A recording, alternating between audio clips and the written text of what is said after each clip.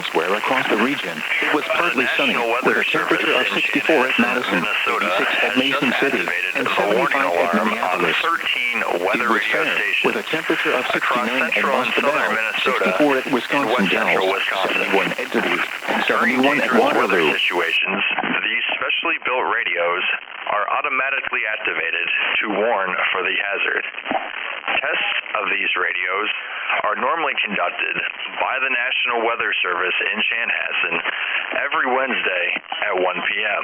Storms develop at If all. severe weather threatens the area near the normal test time, the test will be postponed until the next good weather day. The warning alarm will be activated for selected watches, warnings, and statements affecting central and southern Minnesota and west central Wisconsin. This concludes the test of the warning system. We now return to normal programming.